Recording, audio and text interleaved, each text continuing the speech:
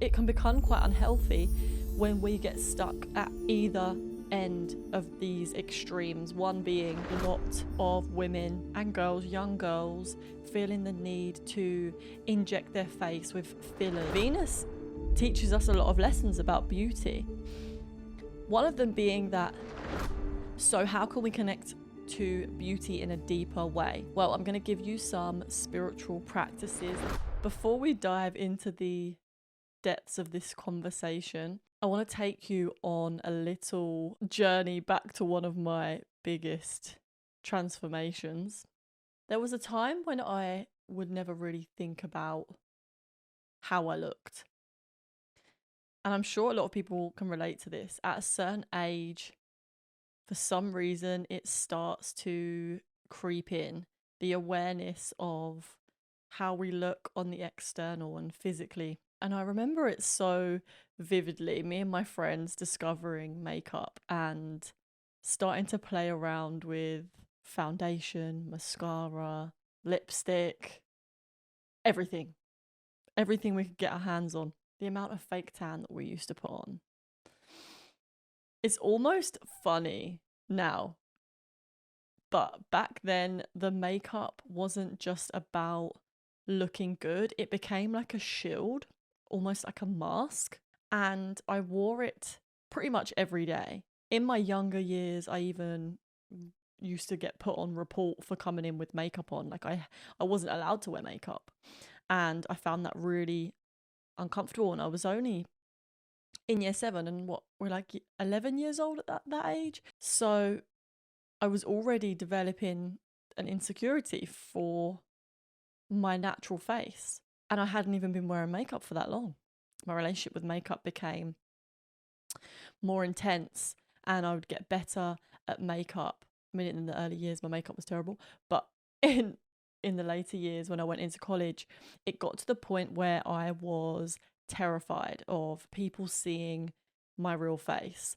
I would avoid at all costs to go somewhere, to leave my house without putting makeup on. The thought of seeing someone that I knew without my makeup on terrified me. And I remember going to sleepovers and being worried about people seeing my bare face in the morning. By this time in my life, I had fully bought into the lie that I was ugly without makeup, which is really sad. Fast forward to now, I am here posting my bare face on Instagram all the time. The transformation that I've made since then to now is such a mental and emotional transformation. The thought of me posting a picture or a video of myself on Instagram with my bare face, my younger self would have been spiraling. And I wanted to talk about this. I think it's really important in this day and age, especially in this current moment in time, where I've been noticing a lot of women and girls, young girls, feeling the need to inject their face with fillers and go and get procedures where they're completely changing their beautiful, God-given, perfect faces. And I'm seeing a lot more women feel probably more pressured to uphold themselves to this standard of physical beauty. And I have been there myself. I have spent so much time when I was younger obsessively trying to change my body in the gym, and it wasn't coming from a place of self-love. I'm noticing like aesthetics clinics popping up all over the world. Like it's becoming so normal, like as if they're coffee shops or hair salons. And it breaks my heart because personally, I don't think that this is a manifestation from a place of love. And at that time, when I was so insecure about my face, I remember feeling so vulnerable, so easily influenced by companies that profited from products that would make you look better. I remember like the Kylie Jenner era when she was telling everyone that she'd never had lip fillers and she was overlining her lips, and I was like overlining my lips, and I was like, wow, this is like amazing. But it was just like this hungry ghost scenario where I would just have to keep feeding that part of me that felt the need to cover up my real face, and that the issue underneath it was a lot darker because I was so insecure about people seeing me and my real face. So vulnerable and so easily influenced by companies that profited off of our desire to be beautiful. And I see this happening on such a large scale throughout the world. The filler industry is now worth around 5 billion, I believe, which just puts into perspective how much money they are making off of our insecurities. And that's crazy. This whole industry is pretty much built off of our belief that we need to fix ourselves physically, that there's something wrong with how we look and that we can fix it. And I just want to share you this clip from some research that has been coming out about fillers physically. Firstly, that there's something all wrong with filler how we patients look will and that we have can some fix it. degree And I of just want to share you blockage, this clip even from if some there's no research lumps that or has been visible coming swelling. They're out talking about fillers. lymphatic blockage, and that means you might get it or you will get it, according to them, even if you see nothing on your skin surface like redness or swelling. Number two, filler can block and permanently, keyword, damage these vital and delicate structures. Well, I thought these were dissolvable fillers. I'll tell you the inside scoop on that as well. Third, they said, I cannot in good conscience provide this to my patients anymore because of what I saw. Scoop So on as that you as can well. see from this video, Third, they these said, fillers, I these cannot in good injectables conscience provide this are to my actually patients putting anymore our health at because risk. of what I And saw. I saw a video the other day. This girl summed this up really well. She basically said that if you're injecting toxins into your body, you're ultimately disrespecting yourself and you're disrespecting your body. And I'm sure in the future there's going to be more safer ways to do this. But I think one of the questions that I really want to invite people to ask themselves, or that we can ask ourselves when we go to do something to our bodies that might not be serving us or coming from a decision that our soul would make, is where is this decision coming from? Is it coming from a place of love, or is it coming from a place of fear? One thing that I am really passionate about is how, as individuals, we are so powerful.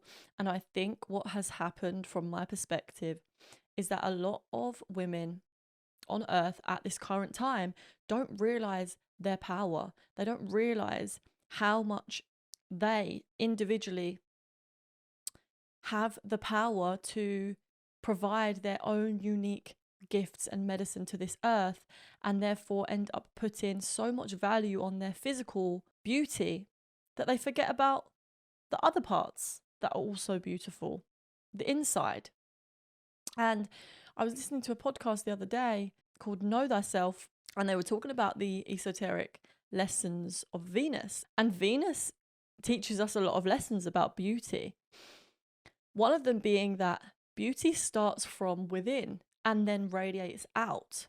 So when we remember how powerful we are as human beings and how much we have an influence and a ripple effect on the other people around us, on the collective, every time we act on a belief that we are not good enough, we reinforce that belief, not only to ourselves, but to others around us.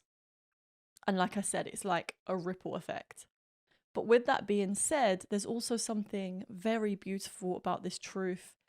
And that is that we have the power to not only tear each other down and lower each other's self-esteem, but also to lift each other up. Just like insecurity spreads, so does self-love. One of my best friends, when we were at uni, we were talking about our breasticles, our boobies, and we were talking about how we both had small boobs. And I remember saying to her that I love my little boobies, they're so pretty. And she said to me many times that me saying that allowed her to actually love hers as well, because before I said that, she thought that they were too small. But just by being around someone that could love their own, it gave the other person permission and confidence to also love their own. And it's so funny that this happened to her, and it is a ripple effect, because the reason why I would say that about myself is because I actually heard one of my family members say the same thing about themselves. So we do allow ourselves and give each other permission when we choose to be confident and choose to love our own bodies. And this has also happened in another story. I met a guy that was telling me that he went bald quite early on in his life, and he had a friend that also went bald, and he said that his friend would just come in so confidently and, you know, rock the bald look, and it helped him to feel like he could do that too, and that it was cool, and that it was beautiful. And I just think that is such a great example of how we can really help to lift each other up and raise the vibration of the consciousness just by being what we want to see, basically. If you don't think it makes sense, let me know in the comments below your perspective. And imagine this happening on a global scale. Every time one of us chooses love over insecurity, we can create a ripple of self-love that extends far beyond ourselves. Our choices really do matter. They don't just affect us, they also affect the world that we live in. And something that I like to think about a lot is, what kind of choices do I want to make for the next generations? My choice to choose to love myself as I am and to radiate love from within and beauty from within is going to affect our children and how they see themselves. I really want to create a world where the kids growing up know that their worth isn't solely tied to their looks, and that there is so much more to value, that our beauty goes so much deeper than our external, our skin, our face, and our bodies. There is so much beauty in how we treat others, how we show up for the earth. And these are all lessons that Venus teaches us. You know, when we put so much emphasis in our physical beauty and there's this overproportionate amount of value put on physical beauty, we completely forget about all the other forms of beauty, like spiritual, emotional, mental, just energy, the beauty of our connection to earth and how we treat others. It's so easy to lose sight of that when we get stuck into this trap of physical beauty and valuing physical beauty above anything else. And I just want to emphasize, there's absolutely nothing wrong with valuing and appreciating physical beauty. I absolutely love the art of decorating my room, creating art. I created this little painting to symbolize Venus, and this is right in front of me today because obviously we're doing this video. But creating art and even the way that we dress, all of these things, they're such a important thing and something that I really do appreciate. But what I've realized on my journey is there is a pole. It can become quite unhealthy when we get stuck at either end of these extremes, one being overvaluing certain aspects of beauty, and the other end of the pole being neglecting beauty. There is so much value in looking after our spaces, looking after the earth, and cleaning, tidying, organizing, decorating, having colors in your environment that make you feel good. And there's so much beauty in that. And some people are at a stage in their journey where they have forgotten this, and maybe they haven't been looking after their space and they've forgotten how much it could impact their energy levels. So we really want to find this balance between appreciating beauty and not putting so much emphasis on it, especially the physical part. When we neglect the beauty within, our kindness, our creativity, our connection to the world around us, we lose balance. Okay, so how can we connect to beauty in a deeper way? Well, I'm going to give you some spiritual practices that you can start to implement into your daily life that's going to help you to transform how you see yourself. It is Scorpio season right now, so this is a perfect time to be doing shadow work. And that is my first tip for you guys, is to do some shadow work. During this time of Scorpio season, you might be noticing that there are some cycles or patterns that are being brought up to the surface, because Scorpio is the sign of transformation and death and rebirth. So doing shadow work during this time is going to be a great idea. Shadow work is so good for building self-esteem. I literally got so triggered last night and I did a bit of shadow work, and I won't go into it too deep in here in this video, but I was feeling really insecure, and there was a part of me that came through that I thought I'd already healed. And I went in and found a part of me that literally just wanted a hug from myself. Sometimes we just need to give ourselves the love that maybe our younger self is craving and wants from us. So that's what I did. I did some shadow work, and that was really transformative. And number 2 is to start becoming aware of your self-talk. If you notice yourself speaking to yourself, you know, in ways that you wouldn't speak to other loved ones, if you notice yourself being mean to yourself, being harsh, being a little bit hard on yourself, take a breath, pause, and really send that part of yourself that is expressing these feelings and these thoughts with compassion. What I usually do is I will take my attention to my heart space, and that part of me that is expressing maybe these meaner thoughts, I will just flood it with love, and I will tell that part of myself it's okay. And this alone allows me to just transform the emotion that I'm feeling. Sometimes, like I said before, if there's something going on there that I need to go deeper into, then I'll do some shadow work, do some research on shadow work if you don't know what it is. And number 3 is to create a beautiful space.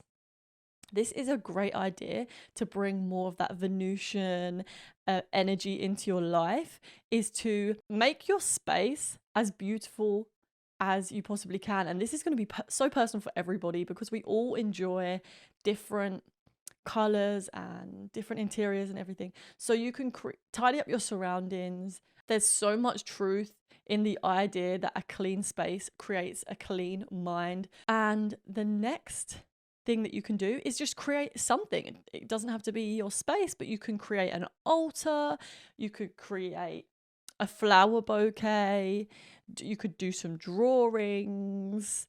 Dancing is a great form of creation. You could make a really nice meal. The options are endless when it comes to creating, so don't think that you have to just like be a really good artist or know how to draw. There are so many other ways to create. Maybe you could paint some furniture, or, you know, plant a little baby plant, make a little herbal tea with a different blend. Whatever you feel like intuitively you want to create, do that, because that is a great way of honoring beauty. And this is also a really good way of manifesting the beauty inside of us out into the world of form. Number 6 is to practice compassionate communication. This is such a beautiful practice. One of my favorite books for this is Nonviolent Communication, and I've read this book a few times. It has helped me so much with my relationships and learning how to speak to people better with more compassion, more kindness. It's a journey, it's a process, and start doing that. Start learning how to understand people and really see things from their perspective. I think this is one of the most beautiful things that we can do, and Earth is needing more of this. So a great idea to start to emanate more beauty.